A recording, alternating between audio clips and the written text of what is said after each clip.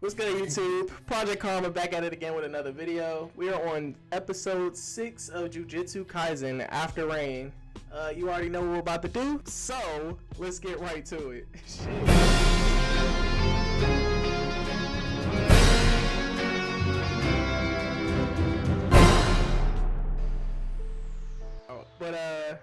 You already know what I'm about to ask y'all. Episode 6 of Jujutsu Kaisen, what y'all think? After Rain. Hey, man. Episode 6 was pretty good. I liked how they showed the, what was it called? I forgot what he called it. It was like the interior or some type of the domain. Inner domain, yeah. We're not dead yet. Mm-hmm. So if maybe like they had stayed a little bit longer or something, maybe they would have died. Like a timer. How they put that into perspective, kind of like, you know, he could have killed them, but he didn't. Yeah. And they were, you know, inside talking. Like I said, I like the inner conflict I like the inner conflict that they're trying to portray. Mm-hmm. But I figured from the ending of episode 5, like we said, that in episode 6 that they wasn't going to kill him. Oh, I yeah. don't think they were gonna pull like an Aaron or something. So I figured he wasn't dead. Mm-hmm. And I also feel like they wanted to introduce the whole the pact. Yeah. We did mention I told you they skated by it too fast. I was like, nah, that feels a little too important for us to just skip by it like that.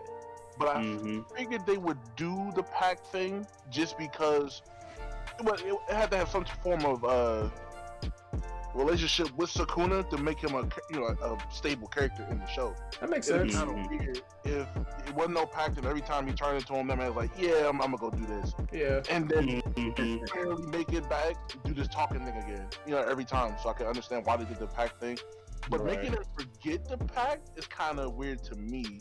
Nah, it's super weird. I kind of have a theory of that. I think it's clearly going to come back in the show. Like it's in what's his not my Goju definitely. He ain't no slouch, so he knew that there was something with it. He ain't just bring him back just to bring him back. Yeah, because he was right on top of it. He was like, so did Sukuna ask you or make any conditions with you? Mm-hmm. And I think that's really why Sukuna did that, because he knew he was going to give him conditions that Goju probably wasn't going to approve of, or he would be suspicious and kind of look into it a little bit more in depth. But because he forgot, then, you know, there's really nothing Goju could like be cautious about or, you know, get more information out of. For sure. Yeah, because I think Sukuna was planning that ahead, because he knew if he was to just, you know, make these conditions and just let, you know, Yuji be brought back to life, then Goju was going to be all over that like white on rice. Yeah. Like, oh, okay, yeah, cool. It wasn't that bad, though. It won't be technical. The conditions? Yeah, technically. The conditions that I feel aren't that bad. And you gotta, first of all, you gotta separate. He's a demon, bro. He is real. Like, there's some underlying things. Yeah, there was two different conditions, too. Because remember, initially, the condition wasn't just I'm gonna let you, you know, I'm gonna come out for a minute. First of all, I don't know why he gave himself a time limit, but the other thing was he didn't at first he didn't say he wasn't gonna kill people. Remember? He was trying to be slick. No, I'm hit. But once he argued and was like, "Hey, I'm not gonna let you. You could do something in that minute." He was like, "I'm not gonna kill people either." It's like that man said a minute and not killing people. That's a pretty good bargain compared to most. Sukuna's but see, demon's gonna give you a good bargain. But like, what if he's close? Like, you don't know what the fingers do. I don't know. I don't think that was a very smart deal. I don't think I would have accepted those terms. You can't do nothing evil, nigga. If you wanna. Say again? I mean, he technically didn't agree to it. He wanted to fight him, but he got one shot. So he got one shot. Is that even a one shot? It's funny because we knew that was gonna happen. Like, yeah, it's the whole protagonist. I got confidence in myself, but this is Jujutsu Kaisen. Like, they're like, yeah, nah, son, that's not about that. I'm glad. Yeah, I'm glad they didn't even stretch that fight out at all, because I was like, there's no way this man can touch him. Slapped him like when a child asks your dad, "Can I fight you in this game?" Okay. Yeah, he beat that man like that was his little brother. Like, you cannot beat me. Like, no. Look Did at you me. see how they I'm the captain. how they were talking about how he's so adept in close quarter combat. You see how he kind of like made Sukuna like not stumble, but like. Oh yeah, he was kind of surprised. He was like, "Oh, he a little bit. he did something that he wasn't expecting." Yeah. That to, like, put the perspective of him saying that he's really good at close combat compared to the other two. With better with their curse. Yeah. What do you think about him, the way he's learning? I thought that was different. I was expecting like some like hands-on Midoriya. I was expecting like some Midoriya All Might like training. Like he's not really. Right. He's pulling stuff first, just to see where he's at, and he's like, nah, here, take this boxer badger mold and figure it out. Yeah, I thought that was an interesting gauge because, like you said, I was expecting, he's gonna do some hand-to-hand combat, or like when they first showed the cans about how it's not just using your energy, it's then using your energy to make that a technique. I was like, okay, so now we about to see Yuji learn how to actually do that. But he was like, nah, you're good at close combat, but right now I want you to learn how to control it, or the energy. And the way of watching the movies was definitely a different way of going about it. I like that. Yeah, it's a Rasengan training, in my opinion. Rasengan? He actually name dropped the Rasengan. He did. He name dropped everything. Actually, a lot. He said Kamehameha. Yeah, he said I want to do the Kamehameha. I want to do Bankai. Yeah, he said Bankai. It's the Rasengan training, like when he did the balloon. I feel like it's more the Sage mode when I think about it. Yeah, because he's trying to learn how to control his emotions. Yeah. So that way the aura doesn't get messed up. Like how in Sage mode, where it's like when Naruto was on top of that, the little thing on the spike where he had to learn how to control his balance and also gather the energy without like messing up. I feel like it's kind of along that line. When he had to burst the balloon was the same way. He had to control the energy to burst the balloon too. Yeah, that's true. But I feel like it was more it was more specific because it was to one hand, whereas his, I feel like it's his whole body. Okay. Yeah. I thought it was interesting though, because it did bring a little humor into it too. My man was like, "Hey man, you can't be doing this when you watch a movie. You gotta have chips and soda, bro." Yeah, I was like, yeah. The humor aspect of the show is used really well. It's not overbearing at all. It's like just enough. Yeah, just enough. Mm-hmm. But I don't know. This is the episode overall. It was like real straightforward to me, but it's still pretty good. I liked it better than the last episode, to be honest. And last episode had a whole fight scene. Yeah, I do have one thing though. So when it came down to like the training, when it came with Megumi and Nobara, yeah, I wonder what was that thing? Because remember when they were talking about he can't use weapons because they don't know how to like store it away or something like that. Yeah. And then he put his hands into the ground. I'm wondering what that was because he remembered back to how Sukuna was saying, it's such a waste of talent because Sukuna, which I think puts a lot of respect on Megumi, he was like, I don't know why you didn't fight the special grade. I really feel like you could have did something about it. I was like, oh dang. I had a question about that too. I was wondering, are you asking like what do we think about it, or what do you?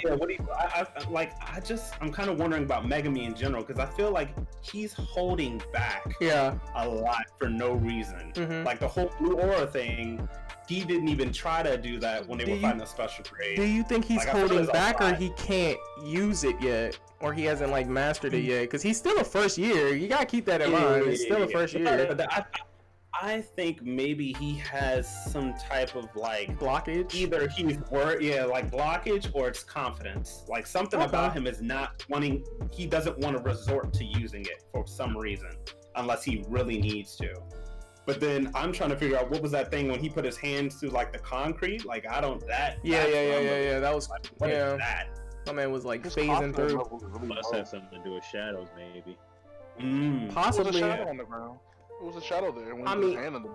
Right. Megumi. So maybe he could store weapons into the shadows, like how he brings out the cursed demons. I mean, remember he said he knew how to do it. That's what she was telling him, that there was a way, but it was a very special technique. And he was like, I think I can do it, senpai. Yeah. So maybe it's that. Maybe now he'll be able to like store weapons into his shadows, like how with the scrolls when you can store stuff into that, and he can just pull it out. That'd be pretty dope. Yeah, that'd be pretty dope. Pull out a sword, staff, all that stuff, and just start fighting with it. Yeah, that makes different because all of them have some form of weapons, but because they can't carry them, it makes it more. I'm not saying I feel like it makes it more realistic.